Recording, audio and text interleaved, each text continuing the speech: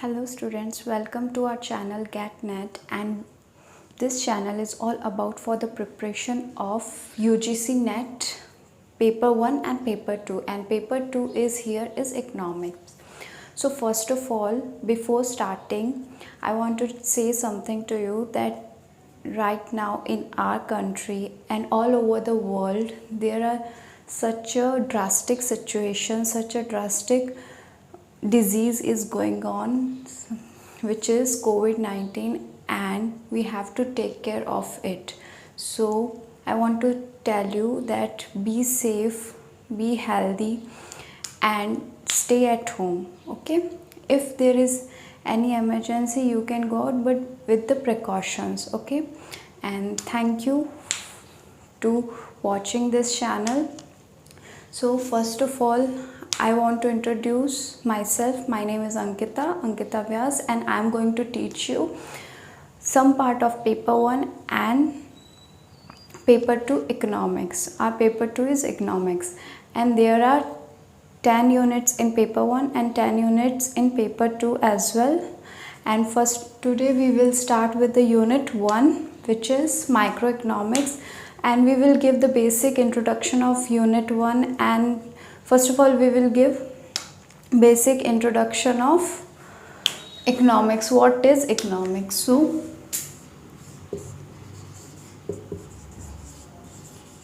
introduction of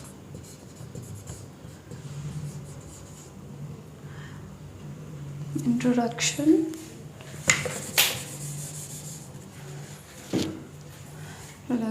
to microeconomics.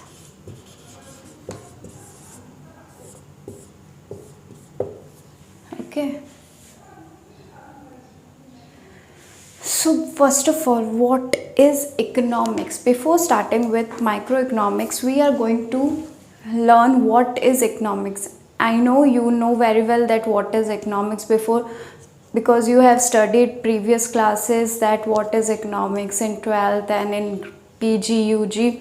Okay, so for the students who are new to UGC NET, this is for them, or whoever watching this video, for the knowledge. What is economics? What is economics? So what does economics means?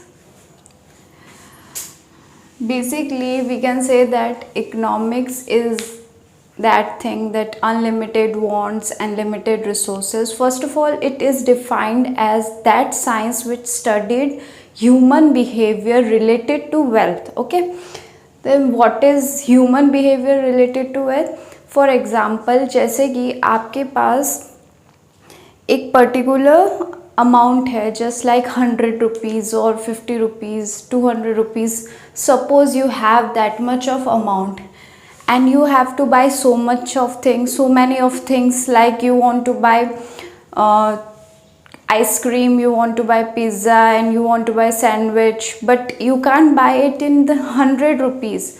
So you have to use that much of your amount in such a way that you can buy which is very needful right now for you, which is very that जो चीज़ आपको बहुत ज़रूरी है उस time पे, आपको उसी time के लिए वो चीज़ खरीदनी है, उसके अलावा आप नहीं खरीद सकते, because you have a limited resources. So we can say that economics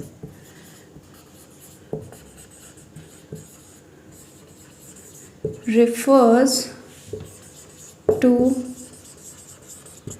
that science which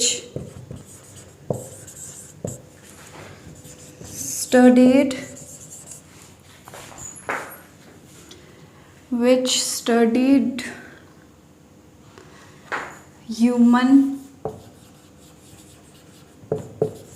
behavior related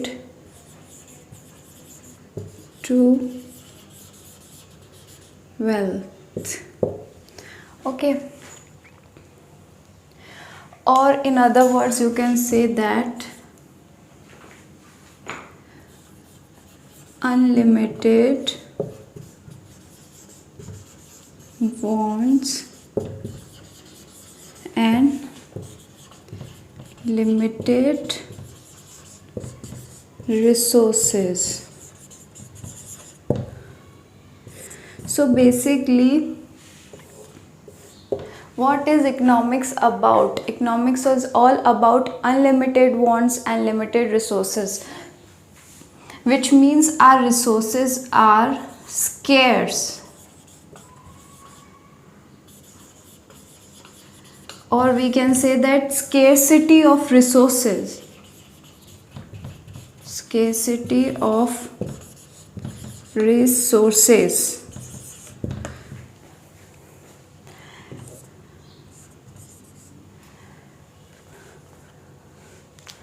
What we can say that scarcity of resources.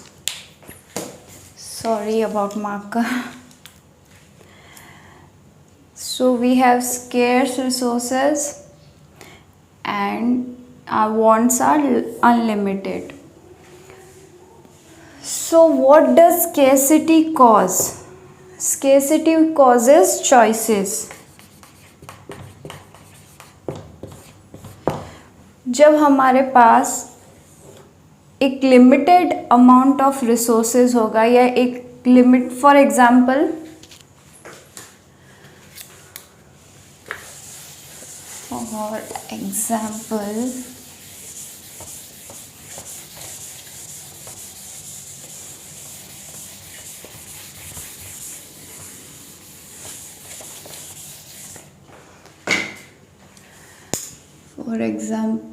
first of all, scarcity, choices,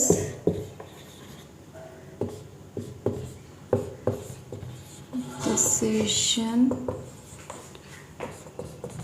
making.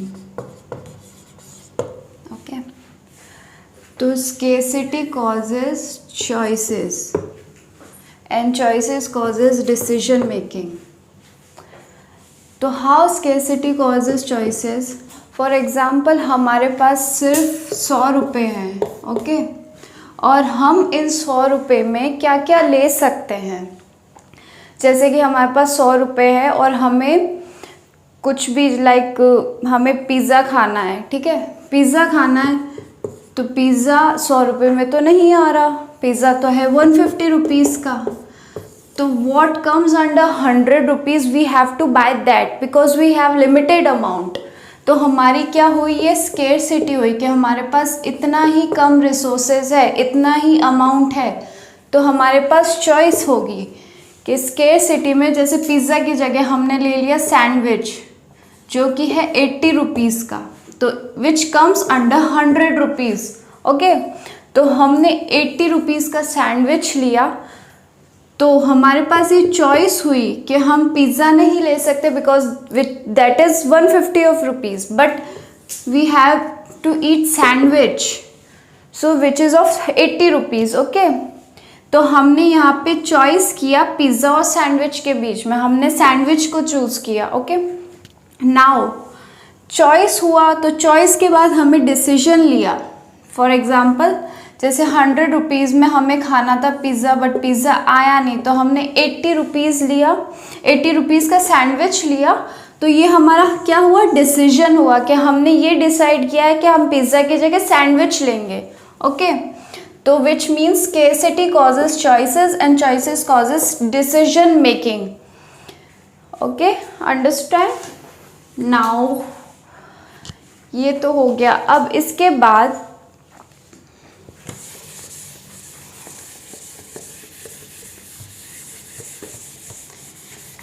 main important thing,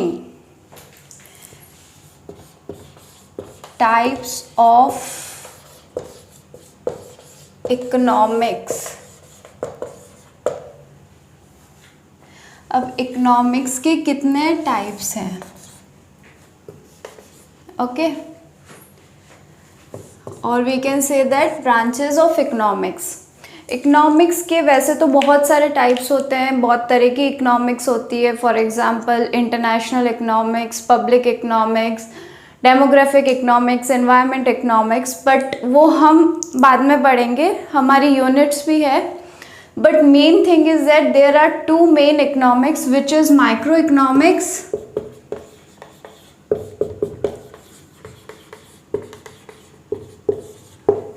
and macroeconomics.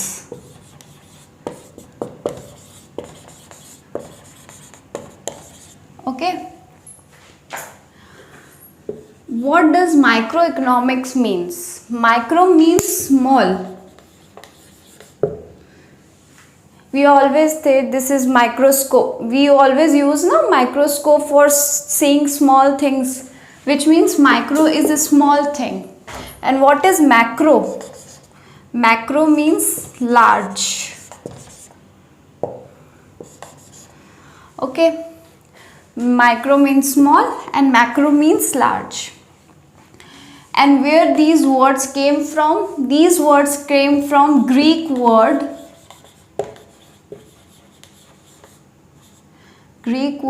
micros, M-I-K-R-O-S. And this is also came from macros, Greek word macros.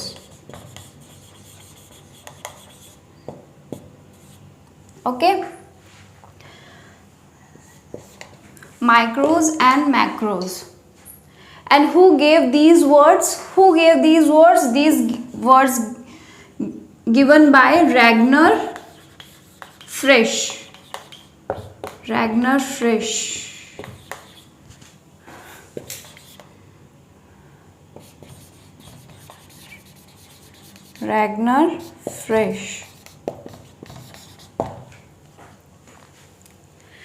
So what are types of economics? Microeconomics, okay, then macroeconomics. These are two main types of economics. Microeconomics means small, macro means large. It came from Greek word micros, and it also came from Greek word macros. And who gave these words? Ragnar Frisch. Now we will see macroeconomics later in other classes. First of all, we have to look at microeconomics. So what does microeconomics means? As you know all,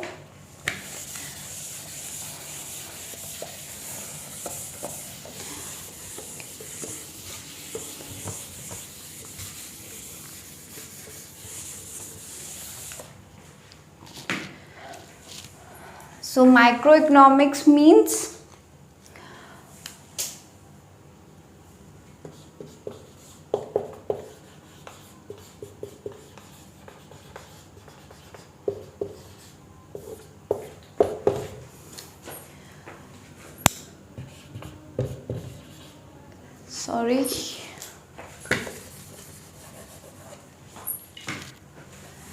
studies economic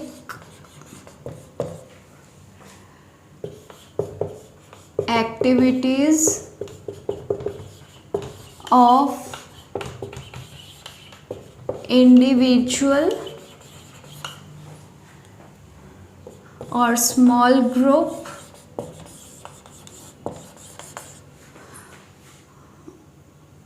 firm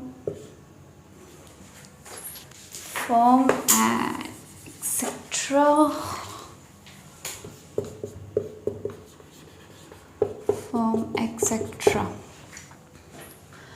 So what does microeconomics means?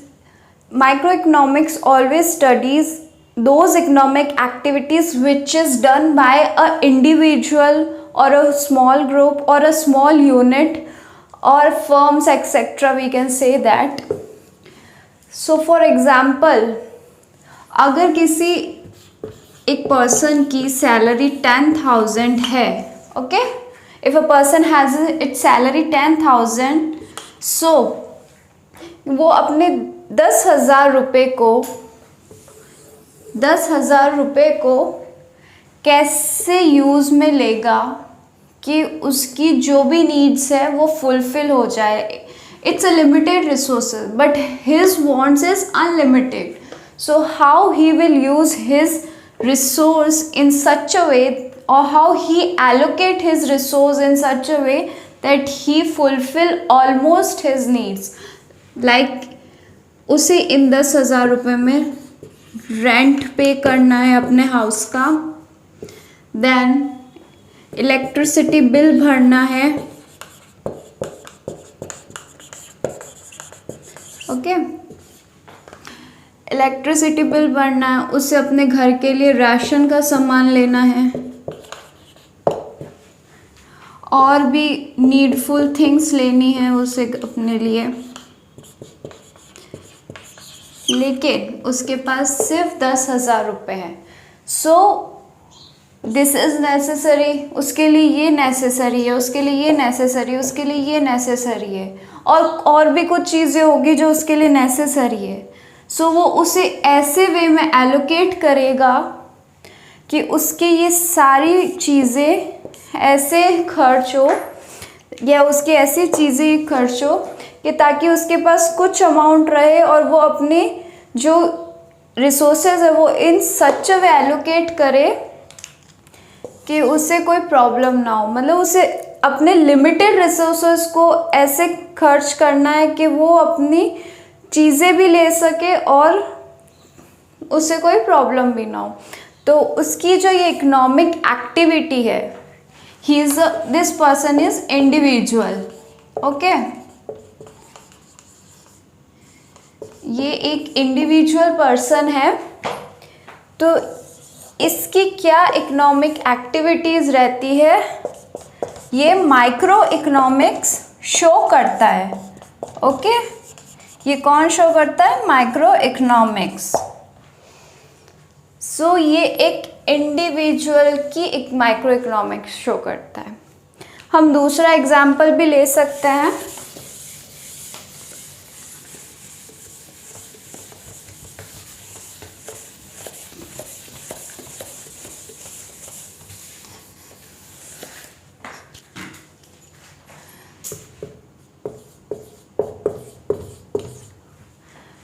Okay, ये 1 लाख का amount है. क्या है? 1 लाख का amount है, okay. ये एक firm के पास है. किसके पास है? एक फर्म के पास है.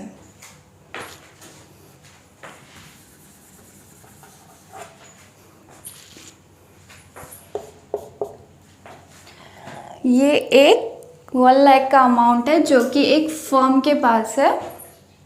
तो वो फर्म ये अमाउंट अपने प्रोडक्शन में इन्वेस्ट कर रही है. इन्वेस्टमेंट इन इट्स प्रोडक्शन,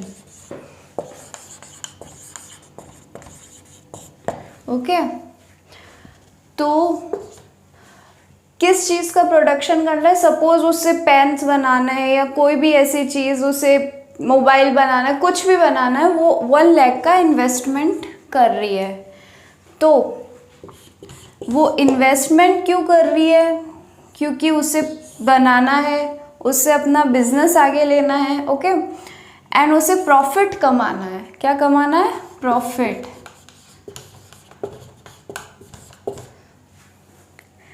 तो ये इन्वेस्टमेंट क्यों कर रही है प्रोडक्ट बनाने में? क्योंकि उससे प्रॉफिट कमाना है. तो अगर वो पेन बनाती है तो उसका जो भी इनपुट की कॉस्ट होगी और जो उसका आउटपुट निकलेगा, और अगर वो आउटपुट निकलने के बाद अगर वो उसका जो भी प्रोडक्ट है वो अगर सेल होता है अच्छे प्राइसेस में, ओके, तो अच्छे प्राइसेस में अगर वो सेल होता है तो उससे क्या होगा? प्रॉफिट. तो ये भी एक इकोनॉमिक एक्टिविटी है, बट ये किसकी है? एक फर्म की इकोनॉमिक एक्टिविटी है, ओके. एक फर्म की. तो ये भी माइक्रो इकोनॉमिक्स, बिकॉज एक फर्म एक स्मॉल यूनिट है। मैक्रो इकोनॉमिक्स में क्या होता है कि हम एज अ होल पढ़ते हैं, एक नेशन के बारे में पढ़ते हैं। फॉर एग्जाम्पल आप देख सकते हो, आप एक माइक्रो इकोनॉमिक्स हो, ओके, और आप एक किसी स्कूल में पढ़ रहे हो, आप एक इंडिविजुअल हो और आपका स्कूल इतना बड़ा है कि वो एक मैक्रो हो गया। एक जनरल सा छोटा सा एग्जांपल है कि आप किसी स्कूल में पढ़ते हो और उस स्कूल में आप एक पार्ट हो जो कि माइक्रो, जो आपकी इकोनॉमिक एक्टिविटीज़ है। जैसे आपने 10 रुपये में अपने कैंटीन से कुछ समोसा या कुछ भी कचौरी वगैरह खरीदी, ओके, तो आप एक माइक्रो हो। लेकिन आपका जो स्कूल है वो मैक्रो है, वो आपके गेम्स के लिए, आपके बेटर एजुकेशन के लिए अगर स्मार्ट बोर्ड्स लगाती है तो दैट मीन्स वो इन्वेस्ट कर रही है, वो पूरे स्कूल के बच्चों के लिए कर रही है, तो वो एक बड़ी चीज़ हो गई, वो मैक्रो हो गया। तो माइक्रो और मैक्रो में वही डिफरेंस है। Micro is also important and macro is also important. So next thing, ये तो हमने एक इकोनॉमिक एक्टिविटी पढ़ ली कि फर्म की कैसी होती है। अब क्या होता है कि माइक्रो इकोनॉमिक्स क्यों पढ़ते हैं, उसका क्या रीज़न है, स्कोप क्या है और क्या क्या पढ़ते हैं उसमें। जस्ट मैंने आपको एक एग्जांपल दिया था एक इंडिविजुअल का कि 10,000 उसकी सैलरी है और उसकी इकोनॉमिक एक्टिविटी क्या है, ओके। तो एक इंडिविजुअल इस चीज़ को लेके कैसे बिहेव करता है, ओके, ये उसका कंज्यूमर बिहेवियर हो गया कि उसे कितना और कहाँ खर्च करना है, कितना क्या लेना है, ओके। 10,000 रुपीज़ में उसे सब कुछ करना है, सब कुछ जो उसके लिए ज़रूरी है, ओके। और अगर उसके बाद भी उसकी कोई इच्छा है तो वो भी कर सकता है इफ़ अगर उसका अमाउंट बचता है। तो ये क्या है, कंज्यूमर बिहेवियर है कि वो कैसे, सपोज़ हम जब भी मार्केट जाते हैं, है ना, मार्केट जाते हैं तो हम कोई चीज़, जस्ट फॉर एग्जांपल ये मार्कर है, ओके, अगर हम मार्केट जाके ये मार्कर लेंगे, एक शॉप पे ये मिलेगा 10 रुपये में और दूसरे शॉप पे ये मिलेगा 8 रुपये में, तो हम कैसे बिहेव करेंगे। हम जब पहली शॉप पे जाएंगे जहाँ ये 10 रुपये में मिल रहा है तो हम वहाँ से नहीं खरीदेंगे क्योंकि हमें ज़्यादा सस्ता कहाँ मिल रहा है, दूसरी दुकान पे, ओके। तो ये क्या हो गया, कंज्यूमर बिहेवियर हो गया कि वो कैसे बिहेव करता है कि प्राइसेस को लेके या चॉइसेस को लेके, ठीक है ना। और अगर जैसे कोई चीज़ है, जैसे एक पेन है, फॉर एग्जांपल ये एक पेन है और ये मार्कर है, तो उससे उस वक्त किस चीज़ की ज़्यादा ज़रूरत है, पेन या मार्कर की, ठीक है। अगर उसे मार्कर अच्छे प्राइस पे नहीं मिल रहा है, कम प्राइस पे नहीं मिल रहा है या उसके बजट के बाहर है, तो वो क्या खरीदेगा, पेन खरीदेगा, क्योंकि पेन उसके बजट में है। तो ये क्या हो गई, चॉइस हो गई, क्योंकि उसके पास लिमिटेड रिसोर्सेस थे, ओके। तो हम माइक्रो इकोनॉमिक्स में क्या पढ़ते हैं, consumer behaviour. Then second example मैंने आपको एक फर्म का दिया था। एक फर्म अगर किसी प्रोडक्ट को बनाने के लिए अगर इन्वेस्टमेंट कर रही है, इनपुट लगा रही है, ओके, एंड उसको कोई प्रॉफिट मिलता है या लॉस होता है, तो वो क्या हो गया, प्रोडक्शन फंक्शन। और वी कैन से अगर कोई कॉस्ट, हम कॉस्ट एंड प्राइस भी पढ़ते हैं,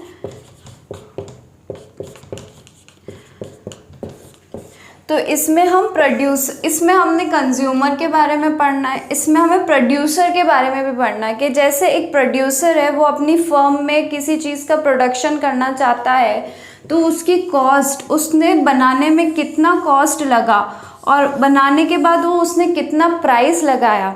तो ये क्या हो गया, ये भी एक ये प्रोडक्शन फंक्शन भी हो गया और उसके बाद हम प्राइस डिटर्मिनेशन भी पढ़ते हैं,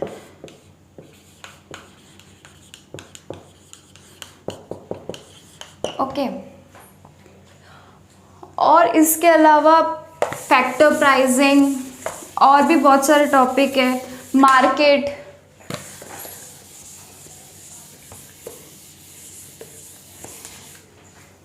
market structures,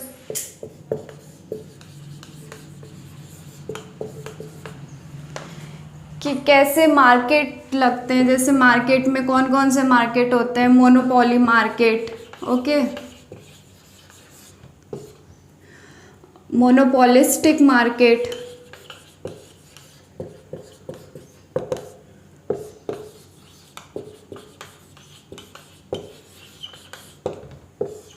oligopoly market and डिओपोली, these type of market, इनके स्ट्रक्चर के बारे में हम पढ़ते हैं और कैसे प्रोड्यूसर्स एंड कंज्यूमर यहाँ बिहेव करते हैं वो पढ़ते हैं, ओके। तो मार्केट का स्ट्रक्चर कैसा होगा, कैसे मोनोपोली मार्केट काम करता है, कैसे ये मोनोपोलिस्टिक मार्केट काम करता है, ओलिगोपोली, डिओपोली, ये हम पढ़ते हैं।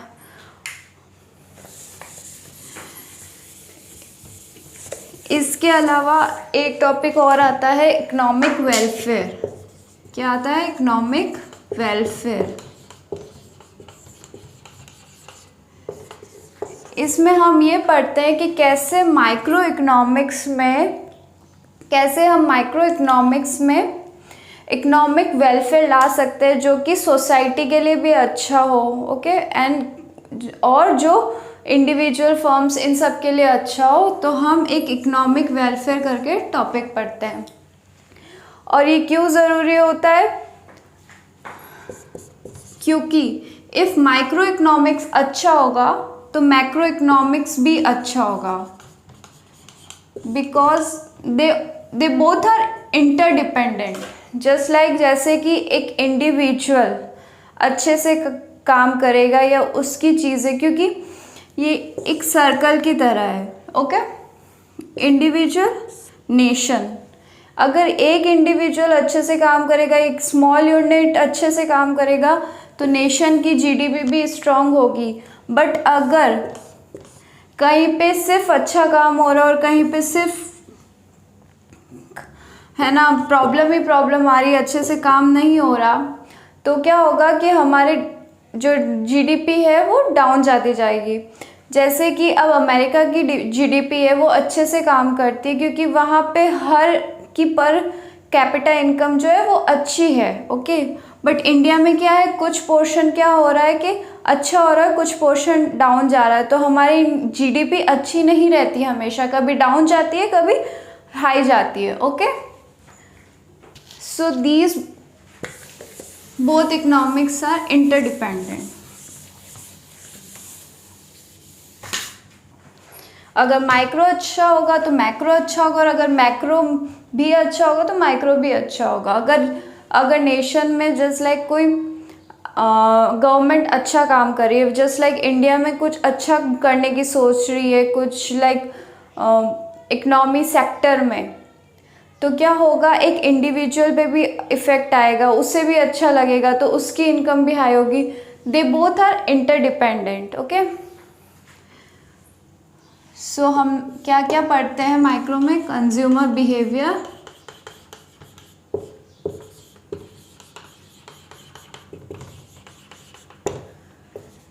सेकेंड प्रोडक्शन,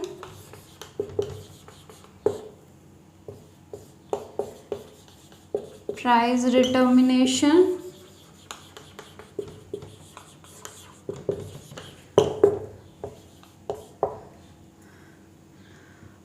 और फैक्टर प्राइसिंग,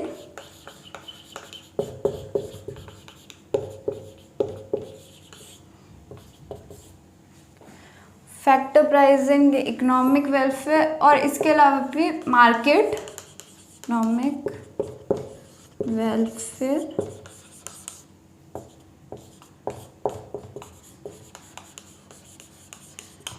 मार्केट, एंड और भी छोटे मोटे टॉपिक्स और है, ओके। अब मेन इम्पॉर्टेंट चीज़ जो मैं आपको पहले बताना भूल गई, जो इकोनॉमिक्स है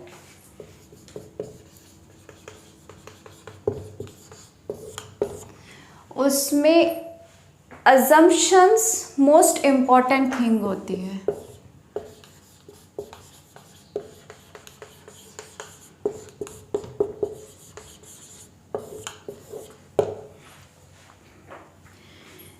हमें कुछ भी थ्योरी या जैसे हम इकोनॉमिक्स में जैसे कोई प्रोडक्ट जस्ट लाइक कोई प्रोडक्ट बना रहा है, तो प्रोडक्ट बनाने से पहले प्लानिंग के टाइम उसे हर चीज़ को अज्यूम करना पड़ेगा। जस्ट फॉर एग्जांपल, छोटा एग्जांपल लेते हैं कि जैसे आपके पास वही 100 रुपये हैं, ओके, तो आपको उससे खर्च करने या अपने प्लान को एग्जीक्यूट करने के लिए अज्यूम करना पड़ेगा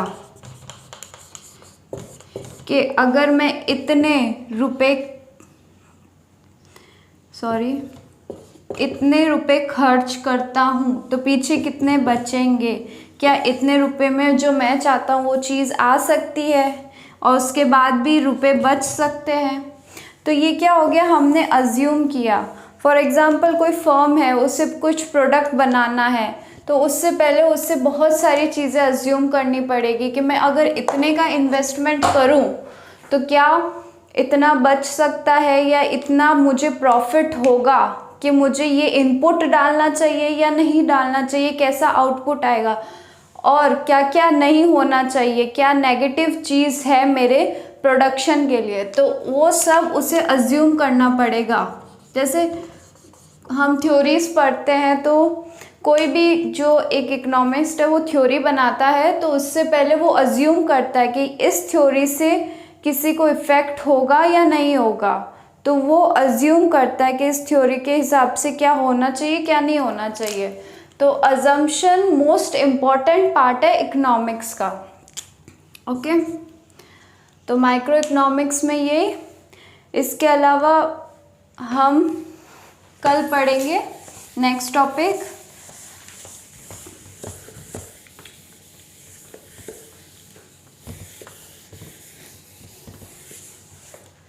नेक्स्ट टॉपिक में हम अपॉर्चुनिटी कॉस्ट पढ़ेंगे, पीपीसी पढ़ेंगे, production possibility curve, opportunity cost, ये कैसे हम कोई किसी चीज़, दो चीज़ों में हम कैसे एक दो चीज़ हमारे पास लिमिटेड अमाउंट है और उसमें से हम दो चीज़ों में कैसे बैलेंस ला सकते हैं, हम वो पढ़ेंगे। पीपीसी पढ़ेंगे, प्रोडक्शन पॉसिबिलिटी कर्व, डिमांड पढ़ेंगे। तो ये सारे टॉपिक पढ़ेंगे हम कल से। So thank you for watching this video. Please like, share and subscribe and press the bell icon button. Thank you.